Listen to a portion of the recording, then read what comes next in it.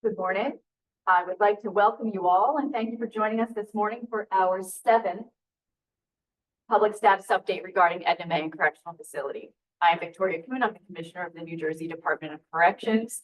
We joined together this morning as a result of a settlement agreement entered into over 3.5 years ago in August of 2021 that appoints a federal monitor and provides specific requirements for compliance in a number of areas that affect those at the Edna Mahan Correctional Facility. This morning, you will have the opportunity to hear updates from our experts and our dedicated team.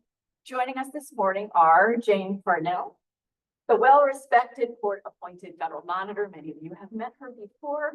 Erin Nardelli, our Deputy Commissioner of the Division of Operations. Dr. Darcella Sessoms, Chief of the Division of Programs and Reintegration Services. Christina Chavenko, Chief of Staff. Elena Tomei, Assistant Commissioner of Women's Services. Kelly Daniels, Assistant Commissioner of the Special Investigations Division. Ryan O'Day, Administrator of Edna Mahan Correctional Facility. And in person this time, we are also pleased to have Bonnie Perness, an exceptional member of our Edna Board of Trustees, joining us this morning. We will also have an opportunity to hear from Ms. Perness this morning.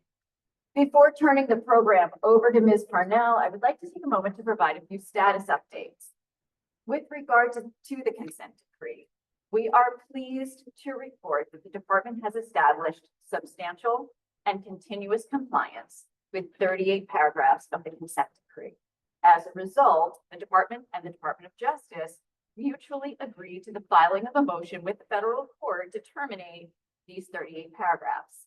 That motion, since we were last together, that motion has been granted, and as a result, 38 paragraphs of the consent decree have been dismissed. This happens as a result of so much tremendous work behind the scenes, and we thank all of you for that hard work. And for the remaining paragraphs of the consent decree, the department will continue to remain dedicated to substantial and continuous compliance for the health, safety, and welfare of our female incarcerated population. In the area of criminal justice reform, much has been happening. I would again like to thank Governor Murphy and his team for signing Executive Order number 362, which established the categories for clemency applications that receive expedited review, including victims of domestic violence, sexual violence, or sex trafficking, who are incarcerated for committing a crime against their abuser or under the coercion of their abuser. For the women at the Edna facility, this is an important step in recognizing the abuse and trauma experienced by many women prior to incarceration. Since we were last together, as a result of the Governor's Clemency Initiative, 3 women from Edna have had their sentences commuted and have been released from the Edna facility and released to parole.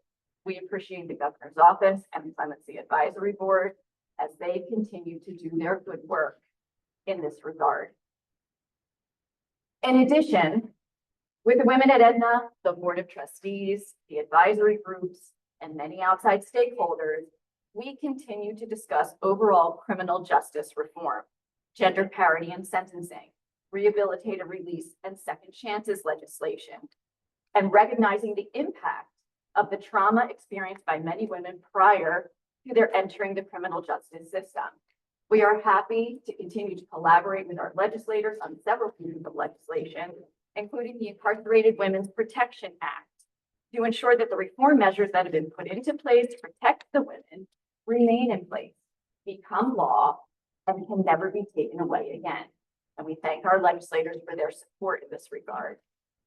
And finally, with regard to the construction of the next female facility, since we were last together, progress continues.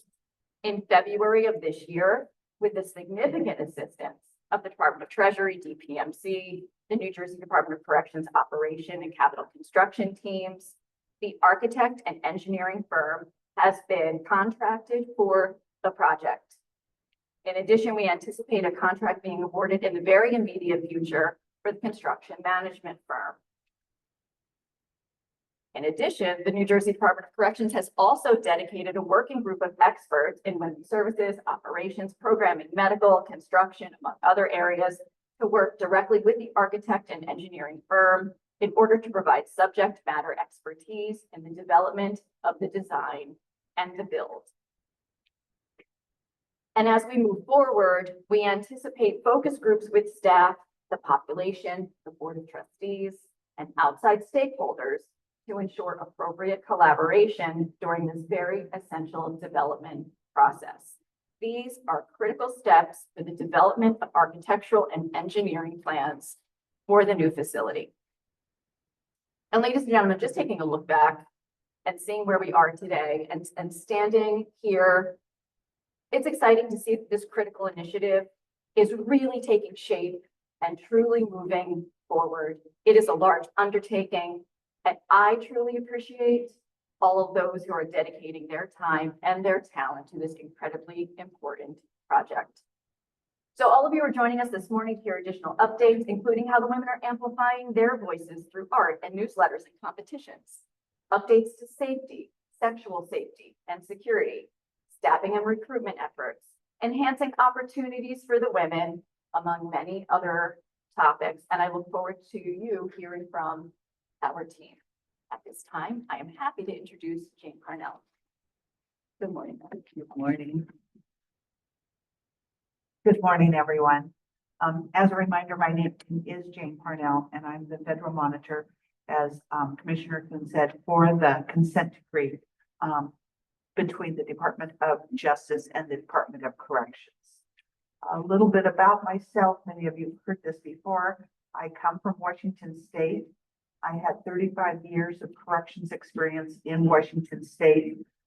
12 of those years either as in our word, deputy warden or warden of the women's prison in Washington State.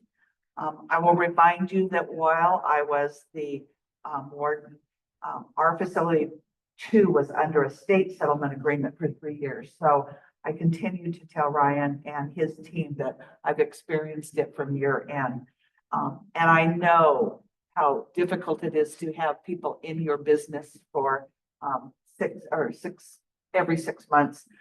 But my experience was that as a result of that settlement agreement, our facility was much better facility at the end. We were a safer facility to live in and to work at. So there is light at the end of the tunnel, Ryan, and it's good light. Since my retirement, I've worked as a corrections consultant around the United States in both prisons and jails, working primarily with women's issues. Let me talk just a quick minute about how today will be structured and kind of the guidelines for that. As Commissioner Kuhn said, for the approximately about the first 30 minutes or 60 minutes or so, the speakers at the table will give you updates regarding Edna Mahan and specific to the settlement agreement. The last 30 to 40 minutes is going to be an opportunity to answer your questions, hear your comments or concerns.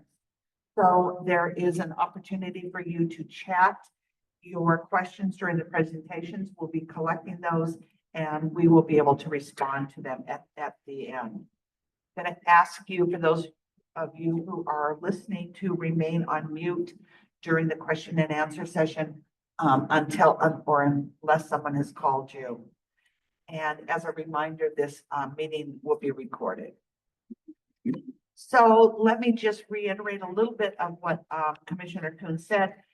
The investigation was conducted jointly. The investigation at Edna Mahan was conducted jointly by the Civil Rights Division and the U.S. Attorney's Office for the District of New Jersey. And at that time, the Department of Justice found reasonable cause to believe the conditions at Edna Mahan had violated the 8th Amendment. And specifically, the Department of Justice concluded that Edna Mahan's, at that point, had failed to protect incarcerated persons from sexual abuse by the facilitated staff. So a settlement agreement was agreed on, a 3-year agreement between the Department of Corrections and the Department of Justice, approved by the federal court, agreed to take specific actions in order to make the facility sexually safer for the incarcerated persons to live and a safer place for the staff to work at. We are now halfway through the fourth year, as Commissioner Kuhn has said, this is our seventh quarter or time of being here. So most of you know that my job is to write a report to the court every 6 months and let the court know how the Department of Corrections and specifically Edna are abiding by their conditions. This seventh report is due and covers the period of August 24th, 2024 to February 25th, 2025. My associate and I just completed a compliance visit yesterday and looked at policies, looked at their procedures, talked to staff, and talked to incarcerated person, toured the facility, listened to the concerns, and etc. So in terms of that, let me give you a couple important updates from my perspective. The first just echoes what Commissioner Kuhn says, and that is that during this reporting period, the court terminated 6 sections or 38 paragraphs of the consent decree. I want you to hear that. In 3 years, the court has decided that the staff at Edna, the team often working up here, have done such a good job that they have terminated 6 sections of the consent decree. That is not nothing. That is, in the words of Matthew Underwood, who from the Civil Rights Division spoke to the Edna Mahan staff yesterday, and he said that is something big, that is unique and rare, and it is specifically because of the work of the people again at this table, and so many the people at the facility.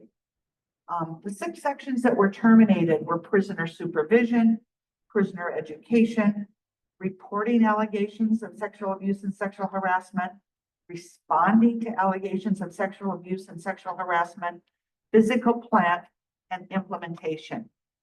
Now, the fact that those were terminated does not mean that the staff or the department is not going to pay attention to those. What that means is the court doesn't have to monitor those to the degree because they believe that those things that they have put in place, those processes under those 6 sections will continue. And I believe that as well. There are many other paragraphs of the consent decree have maintained substantial compliance for at least 1 year, which is the minimum to be able to be paragraph to be dismissed. But these 6 sections were the first to be dismissed, and I anticipate there will be others following. So again, the termination of these 6 sections reflects the hard work and dedication of New Jersey Department of Corrections leadership team, many of those who are at this table with me, Edna Mahan's leadership team, and all the staff at Edna. As I've said before, and it bears repeating, these individuals that are not just simply going through the motions to comply with the consent decree. They're not checking off the box just to comply. They're taking essential actions to protect both the staff working and the people living at Edna because they believe it's the right thing to do. And I applaud that and appreciate that. And speaking of the leadership team at Edna, it brings me to my second important point. Many of you know that Ryan O'Day's last working day at Edna is coming soon. It is nearly impossible to emphasize Ryan's leadership's positive influence on the facility, the staff, and the incarcerated persons. During his time at Edna, Ryan has led with integrity, compassion, and a steadfast commitment to improving conditions for everyone at the facility. His proactive approach to address challenges, fostering a culture of transparency, and prioritizing the safety and well-being of staff and incarcerated individuals has set a new standard for leadership. Under his guidance, Edna has seen significant improvements in operations efficiency, staff morale, and implementation of critical reforms required in the consent decree. Ryan's ability to engage his team, to listen to concerns, and act decisively has earned him the trust and respect of those who worked with him. His leadership through this transformational period has not only strengthened the facility, but also laid the groundwork for continued progress in the future. Edna is undoubtedly a safer and better place because of Ryan's dedication, his tireless efforts, and his absence will be deeply felt. We are incredibly grateful for Ryan's service, and we wish you nothing but luck in the future. And with that, I will now introduce Deputy Commissioner Nardelli.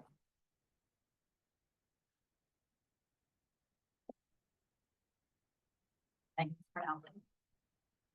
Good morning. My name is Erin Nardelli. I'm the Deputy Commissioner for the New Jersey Department of Corrections. I'm here today proudly representing the professional men and women of Edna Mahan Correctional Facility and of this entire department. The men and women of the NJDOC serve 24 hours per day, 7 days per week.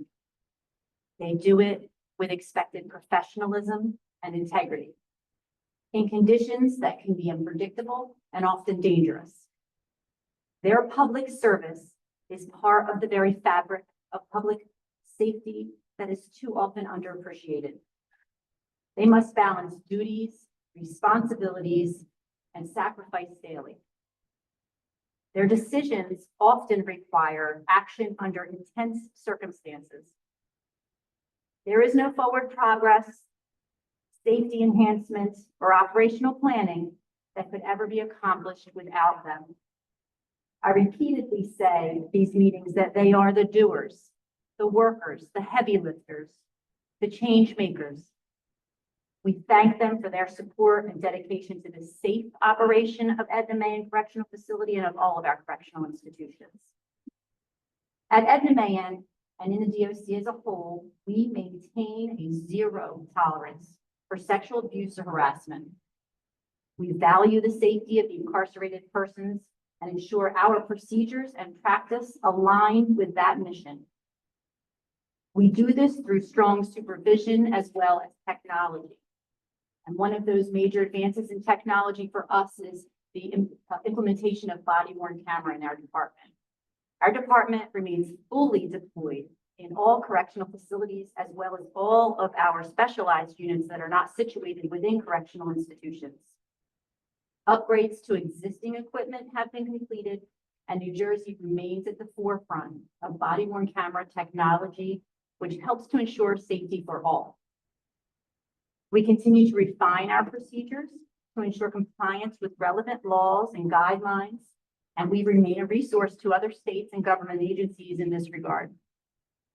In 2024, Edna Mahan, with an average population of under 400 incarcerated persons, recorded nearly 364,000 videos with over 31,000 hours of recordings on body-worn cameras.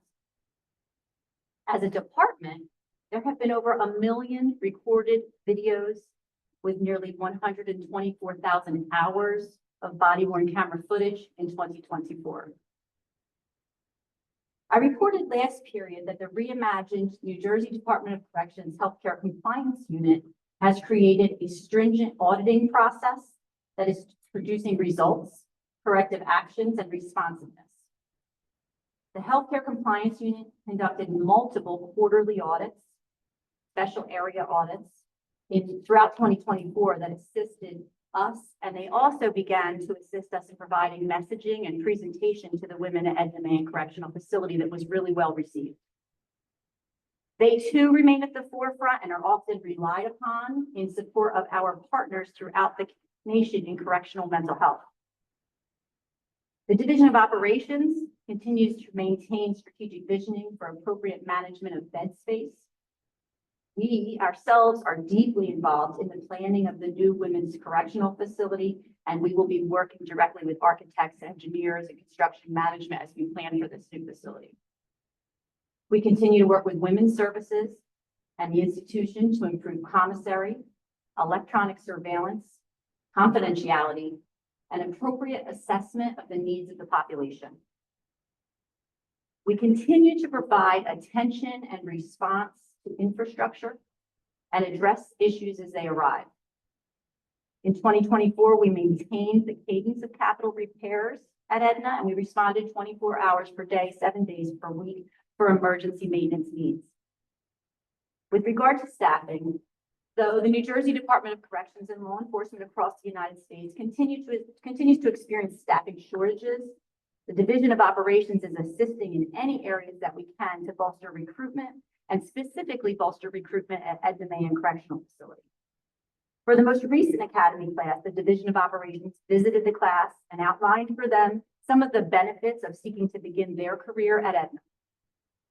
We've been fortunate this reporting period that we've seen an increase in female trainees assigned to Edna and female trainees that elected to be assigned to Edna.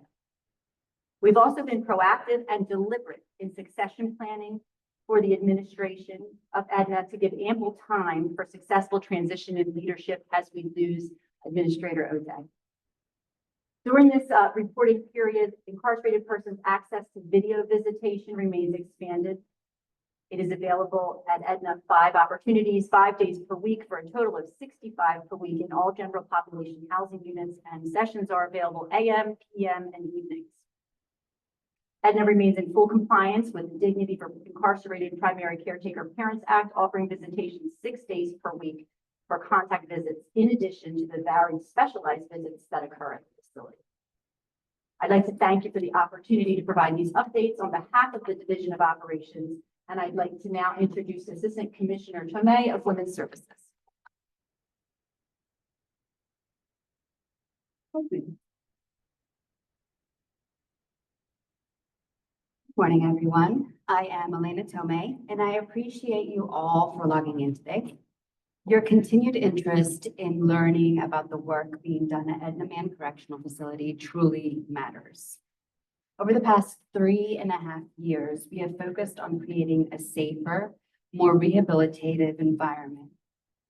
While we continue to make progress under the settlement agreement, our efforts go beyond compliance. We've worked to put strong systems in place to protect everyone, and we will hold those accountable if these safeguards are compromised. In that vein, I am the settlement agreement coordinator, and ensuring accountability is key. To demonstrate compliance with the requirements of the agreement, in addition to the site inspection, over the last reporting period, we have maintained at least monthly contact and shared required updates with the Federal Monitor and the Department of Justice. We have submitted the semi-annual status report and other monthly and quarterly supplemental reports. We have continued to refine policies that uphold safety, dignity, and rehabilitation, while also training staff on these updated revisions. In terms of training and staff development, we know that training is vital for fostering a positive culture shift. Since our last meeting, we have held over 33 training sessions for custody, civilians, and investigative staff, also for volunteers and contractors. These sessions included an 8-hour refresher course on gender responsive approaches for women offenders, and that was for 79 participants. And over 2 days of courses covering gender responsiveness, trauma-informed corrections, and PREA sexual safety training for our new staff that joined Edna during this reporting period. In terms of investigations, since our last meeting, we have reported 17 allegations of sexual abuse and 2 allegations of retaliation to the Federal Monitor related to the settlement agreement. 15 are under review by the prosecutor's office, as is protocol, and 1 is actively being investigated by the Special Investigations Division. 3 have been closed. Of those, 2 were unfounded, 1 was unsubstantiated, and 0 were substantiated.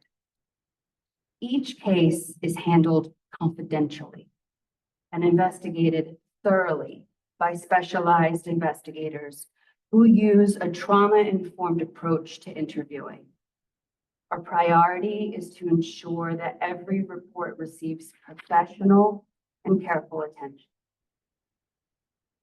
So our ongoing Empowering Women Speaker series continues, and it brings inspiring voices to those at Edna. Our recent speakers during this reporting period included Rosalie Boyer, who had a restorative conversation circle. Raquel Romans Henry, who discussed turning pain into purpose, policy advocacy behind prison walls. And in 2025, we will and have expanded the series to focus on women's health education. We've had and will have representatives come in from organizations including Rutgers University, Robert Wood Johnson Hospital, Most Beautiful Womb, the Caring Doulas, Planned Parenthood, New Jersey Attorney General's Office, and Safe in Hunterdon. They will cover topics like breast health, personal care, sexual assault awareness, diabetes, menopause, perimenopause, and human trafficking. We're also proud to support the Inside Literary Prize, a national literary award judged by incarcerated individuals around the nation. 25 incarcerated persons from Edna who are currently reading all of the books will vote to select the winner from the following short list of very powerful books. The Chang Gang All-Stars, Blackouts, This Other Eden, and On a Woman's Madness. Those are the books that they're reading. And the award will be presented in June of this year through a collaboration with Freedom Reads. Our newsletter, Perceptions Reimagined, written by and for the women of Edna, has received national recognition.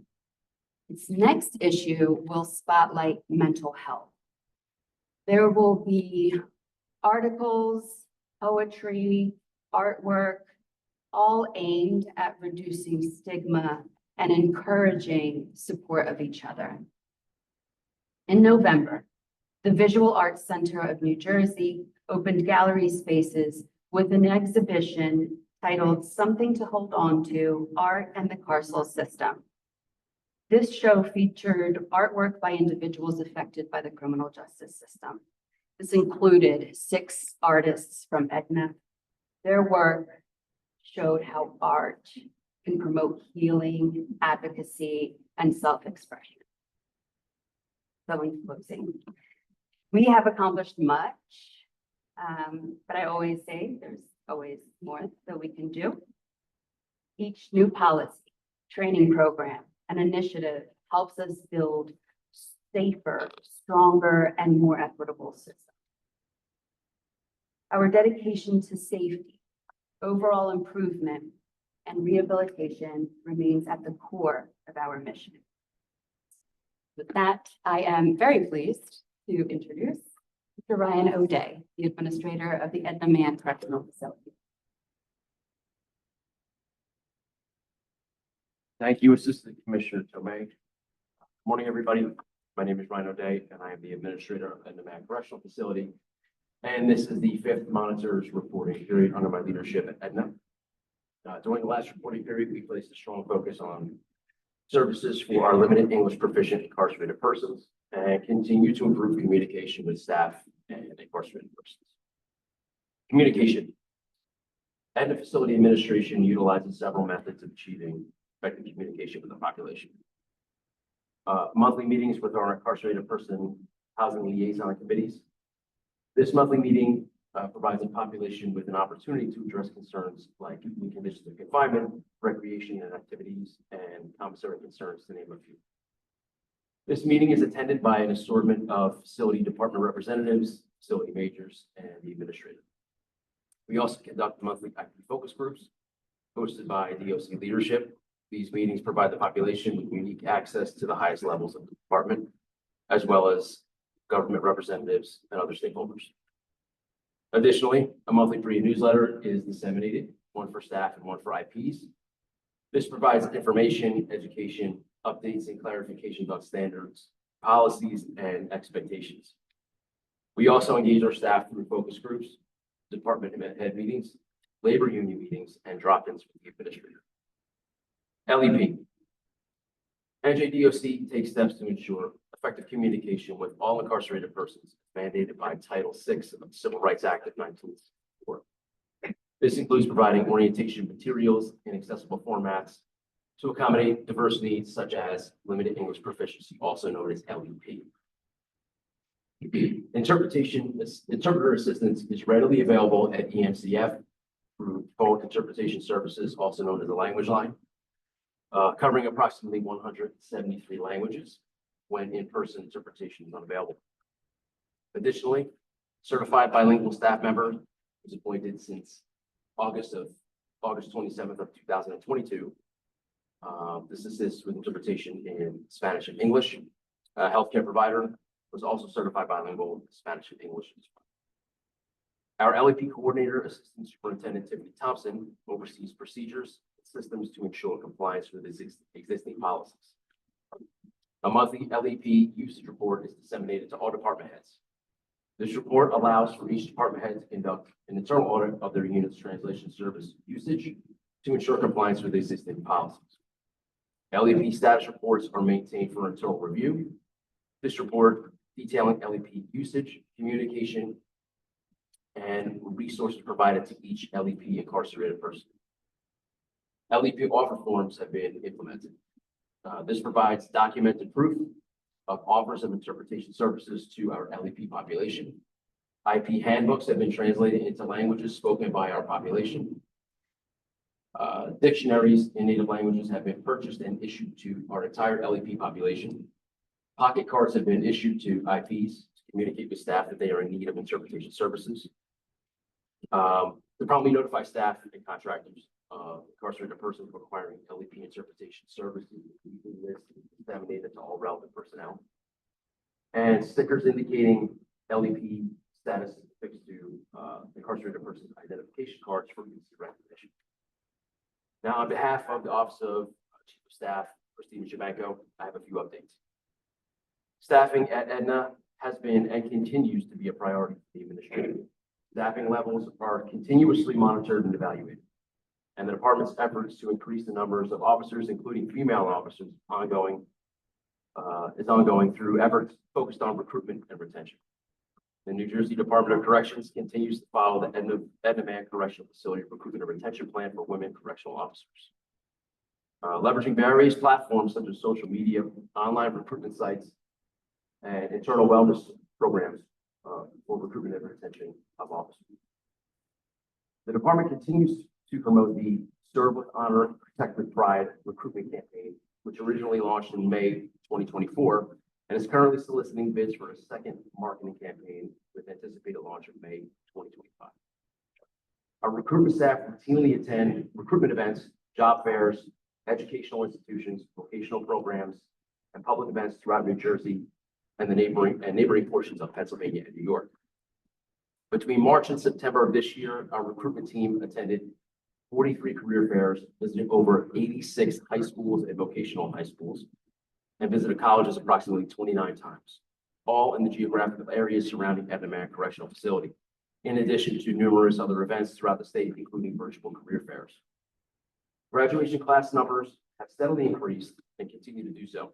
Last month, DOC graduated class 257 with 128 recruits, which was the 5th non-civil service class.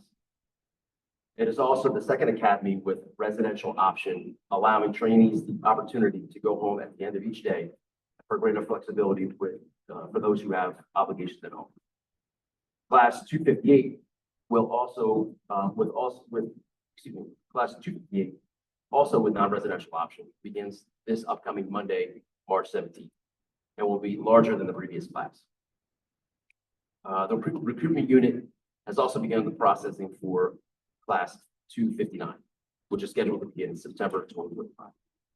For those individuals applying, they will continue to receive the benefit of having our mentorship program work with them through the hiring process and throughout their time in the academy. The department continues to maintain the lowest attrition rates since 2012, when the department began tracking the data. The department holds staff professionalism and wellness strategic planning meetings to evaluate goal progress. These meetings are instrumental in ensuring that our commitment to the well-being of our staff is continuously assessed and aligned with the department's objectives. Thank you, and I would like to welcome Edna Mahan Board of Trustees member Von Ernest.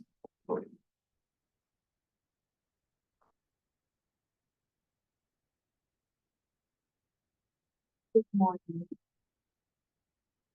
In February 2022, Governor Murphy and then Acting Commissioner Victoria Kuhn, made the courageous decision to reimagine a board of trustees for Edna Mahan Correctional Facility for Women.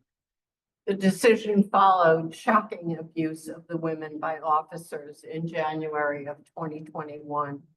Resulting in legislators, activists, the media calling for a total change in the culture at that facility. The board, which consists of 6 women, including those with lived experience at Edna, meets monthly with administrative staff. We continue to meet with groups of women to hear their concerns, changes they're looking forward to, and administrative issues so that the board can amplify the voices of those women. The board has access at any time in any part of the facility, including the restorative housing unit. There are no restrictions placed on the movement of the board in terms of talking to the women and viewing any part of the campus. This is unique in the country and has contributed to more than a change in the culture of the prison. Because of the close and private contact with the women, we've been able to alert the administration, including Assistant Commissioner Tomei and Administrator O'Day, about multiple issues, including education, heat, cold, plumbing, quality of food, programming, and other conditions of confinement, the most important of which have been medical issues. The Board of Trustees is tracking those medical issues very closely, as appropriate medical care affects the entire New Jersey population of imprisoned people. Because the Edna Mahan facility is very old and in disrepair, the apartment has refurbished and refurnished the empty and nearby Mountain View facility, now called the Edna Mahan Correctional Facility Satellite. Members of the Board of Trustees have been to the satellite, talked to the women, and seeing the impact of the more normative, functional, and comfortable surroundings has really been amazing. We anticipate a totally new facility and a new campus within 3 years.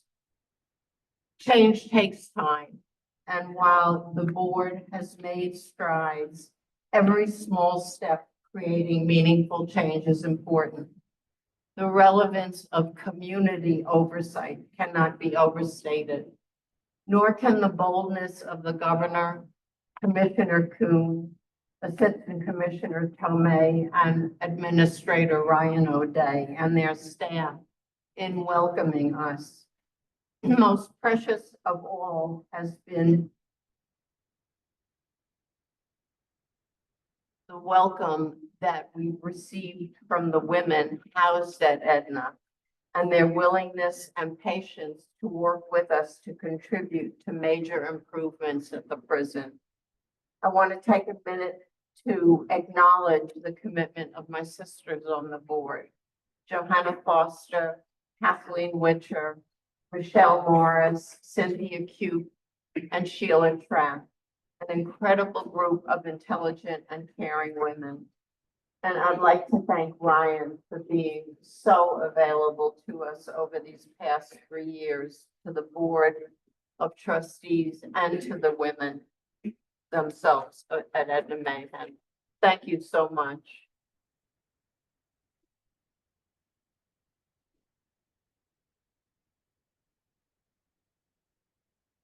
That concludes the presentation part. I think now we have the ability to move on to Q&A. Excellent, excellent. One of the first questions, it's, with all the body cam footage that is now being collected, who and how often watches the body cams and what happens when a violation occurs? I don't know. So there's a number of processes in place for body cam and stationary camera footage. Any reported incident receives a review, and if body worn camera footage is available, it is reviewed. Sometimes that's the Special Investigation Division, and sometimes that's administration, depending on the nature of the complaint. In addition, all use of force in accordance with the Attorney General policy receive a meaningful review that will include any available camera footage, both body worn camera or stationary camera. And we in the department actually have layers beyond what's required by the Attorney General's policy in terms of those meaningful reviews, what's used there. In addition, we also maintain a camera review protocol for random reviews of cameras, utilizing our security lieutenant as our first line of response for reviews with stationary cameras and body worn cameras and required reviews of live footage. Those get reported monthly to the Division of Operations for our review, and quarterly, a combined visit by a Division of Operations Director of Operations and Special Investigations Divisions go out to the facilities to do a quarterly review of those camera audits. What happens, it depends on what is seen. If it's a criminal matter that is seen, whether that's the offender's criminal conduct or an employee's criminal conduct, that is referred to our Special Investigations Division, who works with the prosecutor's office, and it's used as part of evidence in that crime. If it's a misconduct investigation, responses can, go anywhere along the lines of our progressive disciplinary system. If it's part of what might be seen as a policy violation, it can go anywhere from a retraining all the way to a removal and a criminal conviction. So we use the systems that we have in place and the systems that we've developed and the guidelines and policies of the Attorney General to make sure that we have a robust response, and we use those body worn camera footage every day.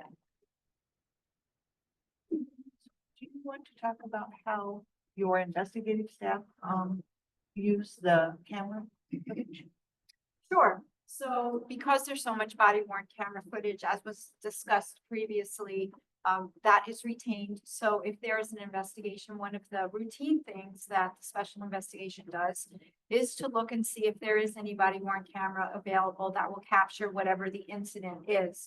In addition to that, sometimes referrals are made to the Special Investigations Division by others who may see something on body worn camera. So this goes to what the Deputy Commissioner said in terms of the auditing that is happening and things of that nature. So body worn camera is very important to not just the department, but also to the special investigations in terms of how they substantively investigate these matters. And as I said, it's a part of our routine tool, if you will, for how we conduct investigations and what we're looking for. But the larger picture is that at any moment, really, the body worn camera captures everyday interactions. And if someone were to see something that was questionable or not related to an exact investigation at that moment, but that can still be referred to the special investigation for review as well. Somebody asked to advise on the plans for a heating system to the honors dorm at the satellite facility. And start with that, and then maybe I'll kick it over to the administrator.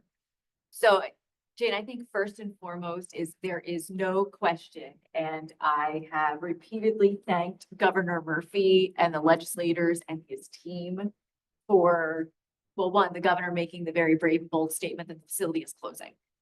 And then giving us all the support behind that. So, I know that I reported earlier on the architect and the engineer and the current construction management firm, and we are moving full steam ahead. And like Ms. Kernes indicated, hopefully within a year and a half, all the plans are in place, and then we start the actual construction piece.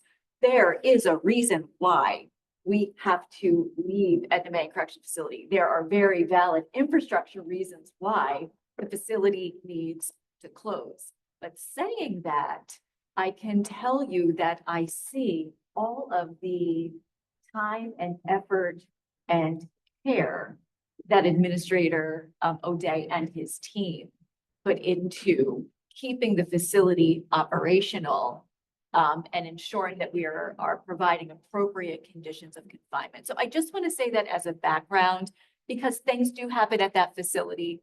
And the deputy commissioner will call me at 2 o'clock in the morning, right? And it's in the winter, it's heat, and in the summer, it's air, and it's putting the fingers in the dam at Edna Mahan. And fortunately, Governor Murphy recognized that that's not the way to properly operate a facility, you know, and he's behind the changes. But in the meantime, right, there's still the fingers in the dam, things that you need to do. So Ryan, if you don't mind, I'd just like to turn it over to you. Sure. So anytime any heating or air conditioning concerns come to the awareness of the administration, we take immediate action through notifying our maintenance department to begin to diagnose the issues. Often we'll have to bring in a state authorized vendor to address the issue. It's typically rectified within a matter of hours or within the day, you know, when we encounter these situations. We take temperature readings of all of our housing areas 3 times daily. And, you know, that's tracked on a spreadsheet. It's, you know, for full transparency, we provide it to the board of trustees when asked, and any other stakeholder that wishes to look at those, you know, that tracking. If there are situations where we have extended periods of cold or hot, we can make transfers of IPs to different areas where they can be provided with the proper heating and cooling that they need.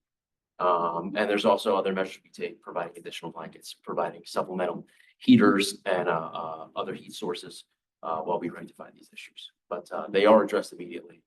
We don't let these issues drag on. So, the rumor, quote unquote, is that there's been no heat in the winter. Not so. Okay. We maintain heat at all times. If there are issues with the systems, they're addressed immediately. Bonnie? Well, and I can attest to that because the complaints come into the board of directors, board of trustees. They have, the IPs have a direct line to us through email. So we know immediately, and everybody has my phone number. So we do know immediately and know when and get feedback from the IPs and their families. So the satellite building has had heat, Honor Storm Satellite Building has had heat in the last 2 winters, maybe using heaters, extra blankets, is that? We've had in-house HVAC systems that will run the heat in times where we've had to supplement because of issues with the systems. We brought in electrical supplemental heating. Thank you, Bonnie, for keeping on top of that. There was a question about, as long as we're talking to Edna, it says, why are the women housed in Annandale location? I'm not familiar with that term. Annandale location? Is that the satellite? That's, that's the town. Okay. You can tell I don't live in New Jersey. So, why are the women housed, I'm assuming it's at the satellite location, being denied the opportunity to attend educational classes?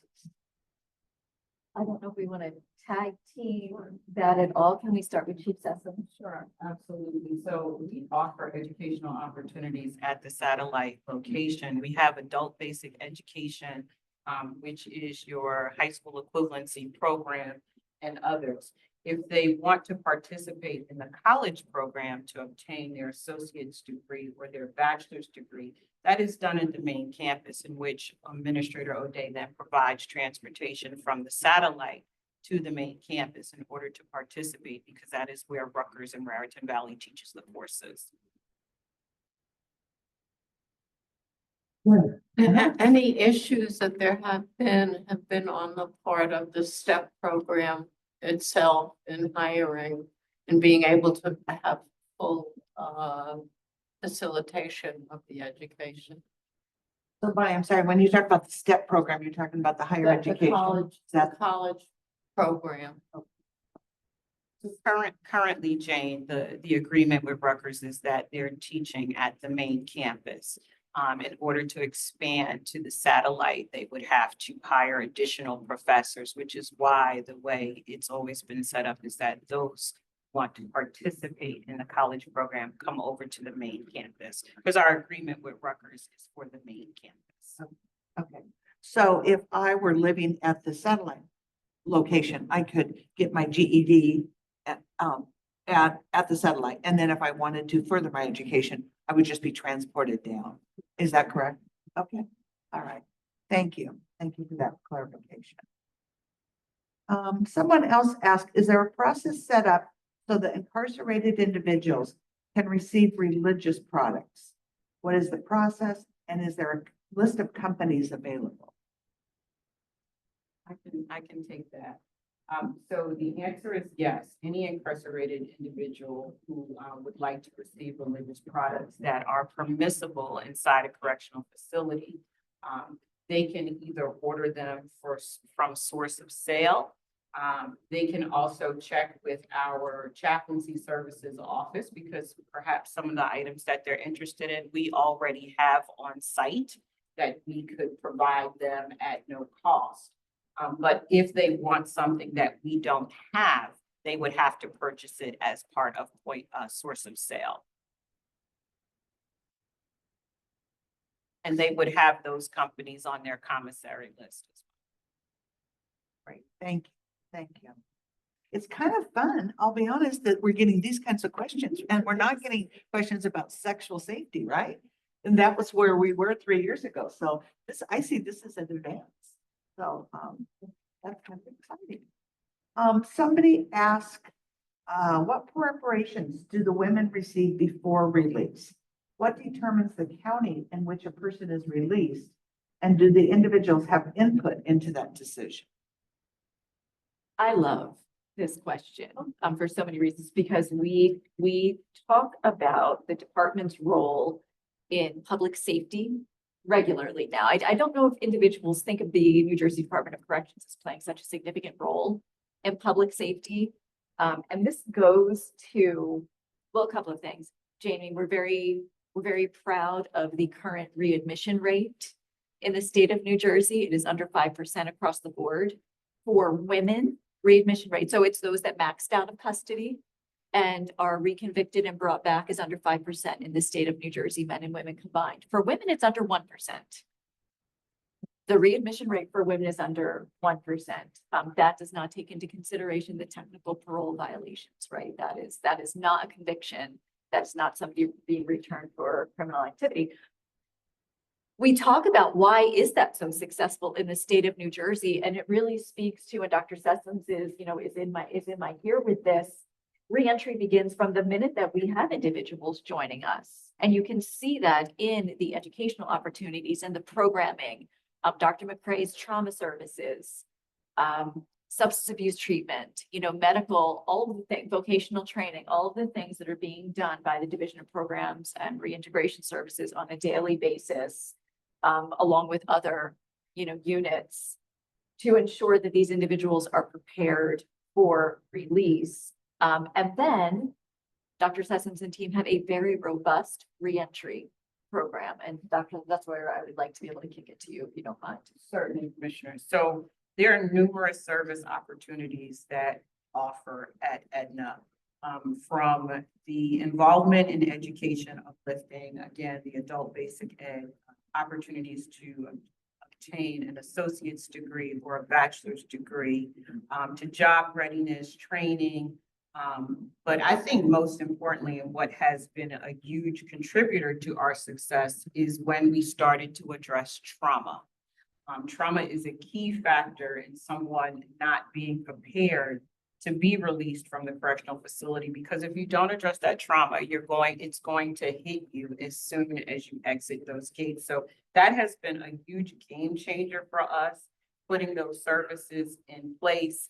I know the the writing audience can't see, but there are three key members from my team who are huge contributors to why we are successful as we are today.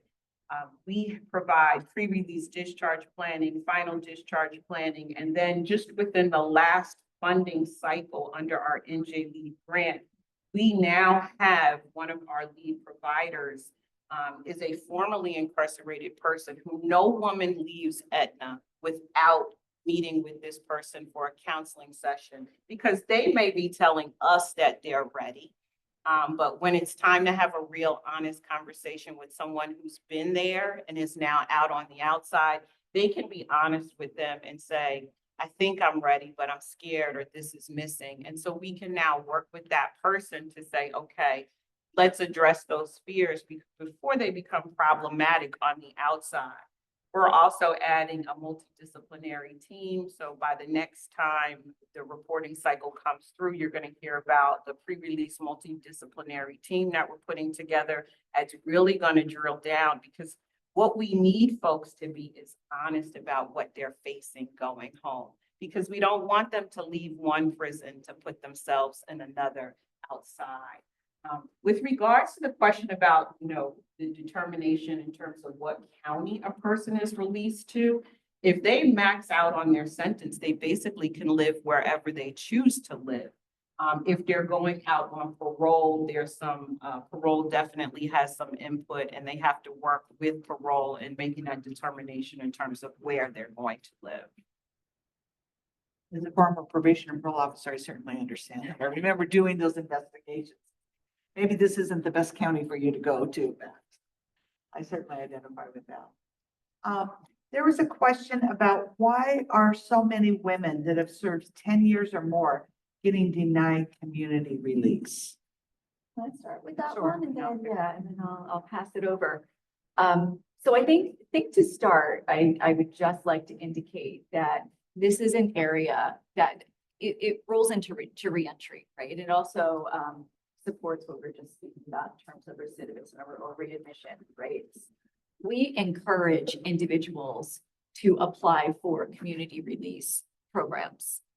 So much so that we've asked our partners to also stand up marketing efforts within the facilities so that everyone can understand the benefits of community release and going to one of our residential community reentry programs. That said, there are, and we abide by this, we are in compliance with the statutory requirements. It is law with who is and is not permitted to go into one of the RCRPs. And by law, there are certain crimes that are prohibited from being in the community, classification levels, years from release.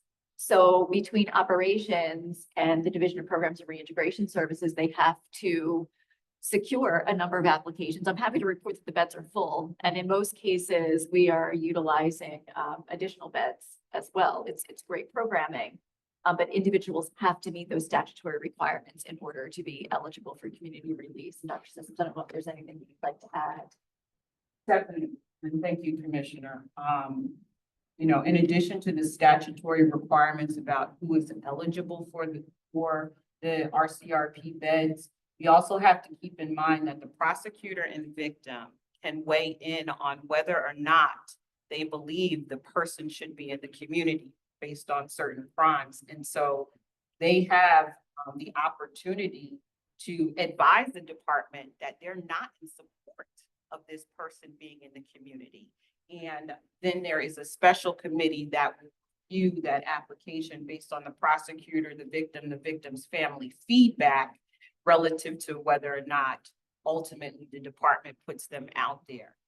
The commissioner had testified, I think it was the last budget hearing or the budget hearing before that, that we are looking at 71% of the incarcerated persons being incarcerated for violent crimes.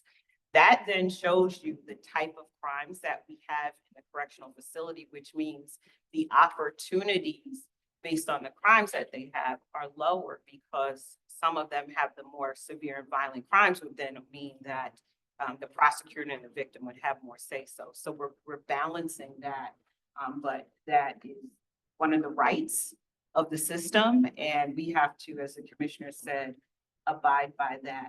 And Jane, if I may, if you don't mind, I didn't get to put this plug out there when I talked about under NJ Lead. I just want to talk about the fact that when it comes to reentry preparation, the department has provided grant opportunities to over 40 community-based agencies to be service providers for those who are being released from prison so that they're not struggling in the community. These are grassroots community-based organizations that are out there doing the work.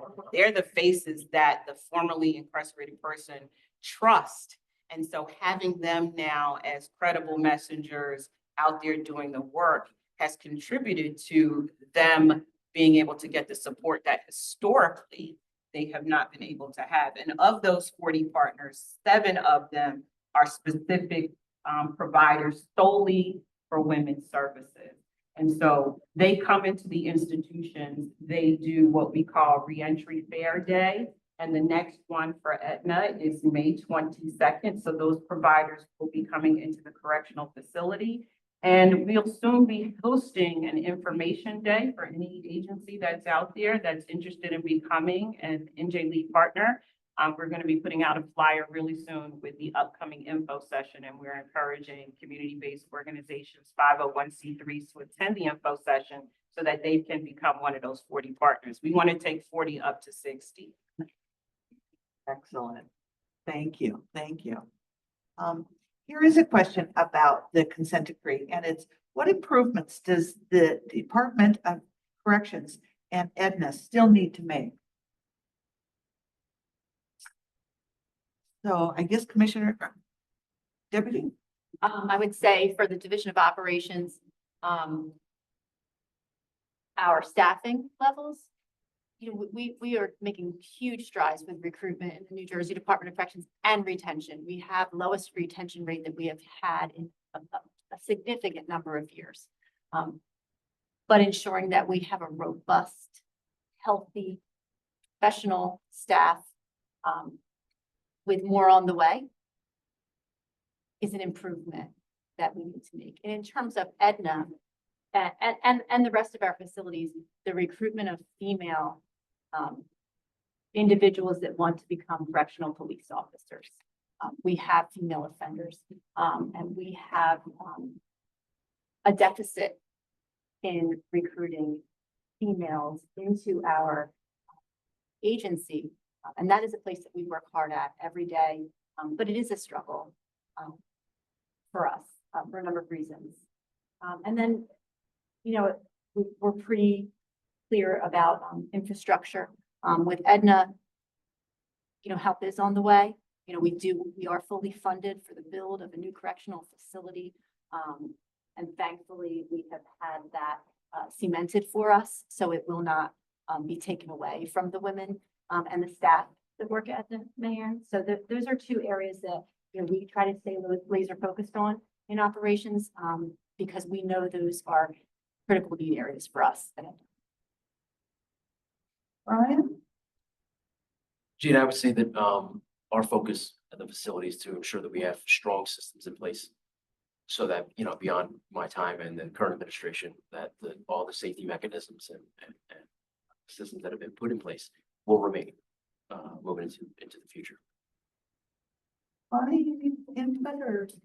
I'm looking at, can we invest in fitness programs and provide more vegetables? You're jumping ahead, Bonnie. You're jumping ahead. But it's something that we hear very frequently, the need for more fresh vegetables, and they would love, a full gym. So I'll make that wish known in the new prison building. Let me echo, I think probably if somebody asked me those questions, I would probably echo what Brian said. For those who have worked with me for the last 3.5 years, I really talk a lot about process and systems. I cannot compliment the team up here enough, the team at Edna enough, and recognize that those teams will change through time. And so the critical need for me is to see as Ryan said, that those processes are in place regardless of what people are in place. And so as I give feedback, as I look at things, the things are occurring now. I will say, I think they've made so much progress in the last 3.5 years in systems. A quick example was, I was talking to AC Daniels one time with some process that the Special Investigations Unit was doing, and it was a marvelous process. So I said to her, "Where is that written?" And she said, "I'm not sure it is, but it will be." And that's the kind of thing that I'm looking for more specifically now. Quite honestly, we have made, as you've heard, Edna and the department has made such great progress in 3.5 years. And my focus now is really to ensure that process and that progress is documented and goes beyond and will or continue regardless of the people here in this room or myself. So that's the improvement that I see.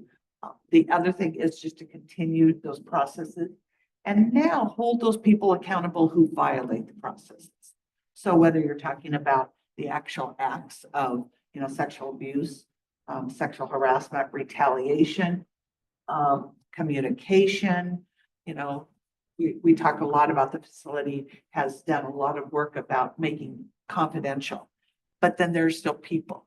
We know that people are people, and that sometimes they don't abide by the rules. So putting processes in place and holding accountable, the people who violate those processes, I think are important to continue. And Bonnie, you did jump ahead in terms of the fitness programs. And so the question is, can we invest in fitness programs and provide more fruits and vegetables? As many ladies battle with health issues, particularly, we spent some time this last visit talking to people who had been there and are quite honestly moving into where it's harder to lose weight and those kinds of things. I know I wasn't looking at you, Commissioner. I'm looking at the table in general. We agree. I think, I'm looking at the deputy commissioner when I say this. We have dietitians and nutritionists and, and individuals that are employed solely for the purpose of ensuring that we're offering a balanced diet. But we also recognize and we've embraced, and in fact, took a very deep dive in the fall with how can we be more efficient with certain processes so that we do try to have, we talk farm to fork a lot of times where we can have a more direct farm to fork to the facilities, right? So instead of, I'm just going to say, chopping vegetables at our processing facility, it goes directly to the facility. So it is, it's now missed those 2 days of travel, right? There's a better way sometimes for us to be more efficient where the vegetables were fresh. They are just fresher now, with the direct delivery. But yeah, all of those things, we speak with the women and there was reference made by Assistant Commissioner Tomei earlier that we are focusing on self-care with the women. We are bringing in health services unit. We are bringing in individuals to speak to menopause, perimenopause, diabetes, taking care of themselves, mental health. And certainly diet plays a role in that and choices that the individuals are making at the facility, in terms of what's available to them and what they choose to utilize. And then same thing with exercise, exercise is available. Exercise equipment is available, exercise opportunities, exercise clubs, those things are available. But certainly we recognize when in constructing the next facility, we would like there to be something that's more normative in that routine. But I don't know if anybody else would like to add. And I can add, Commissioner, so when we do get our new facility, we are going to have a focus on food science training, which will include a greenhouse, and we will be growing vegetables, fruits and vegetables. So more to come on that as we carve out our space in the new land. That's come to the end of the questions that we've had entered. Are there any questions from the audience here? And or are there any last statements of anybody at the table? One more thank you, so I can go last. Is there anything we haven't talked about? Sounds like when I interview his staff or the incarcerated persons, is there anything that we haven't talked about you think would be important for the court or the Department or of Justice or the monitor to know? So. All right, with that then, Commissioner, we'll turn it over to you. So we get to do this again in 6 months, I believe, right? And I just want to acknowledge, I want to not acknowledge everybody coming in this morning and being prepared. Those of you that are joining us in person, those that are joining us again virtually. These are really great opportunities for us to continue to not only report on the progress that we're making and looking forward, but also just continuing to inform on what's happening at the facility. We are, the word transparent, I think is just very funny, but that is exactly what we want to be. We want to ensure that there's no secrets and that everybody is informed with where we are. I do want to acknowledge there's a lot of folks that do some work behind the scenes so that we have the ability to do this today. So a significant thank you to our external affairs, to our PIO, to Women's Services, to our IT department for making this happen. To our Board of Trustees, to all the ladies on the Board of Trustees for keeping us honest. And then I really wanted to stand up because I have to give a special thank you to Administrator O'Day. Sir, you go above and beyond every day. And I know that all of these individuals were not on the phone the day that I call you to say, you don't have to give me an answer right now, but what do you think about, and without hesitation, you said, we've got this. And you have had this from the beginning, and you will have very large shoes to fill at that facility. But I want you to know that I have appreciated your leadership, your voice of reason. You are truly a change maker, and you may be one of the most patient individuals that I have ever had the opportunity to know or work with. And I personally thank you for taking this on. You have been wonderful. We wish you the best in retirement. Otherwise, we'll see everyone in 6 months. All right, thank you, everyone. Thank you.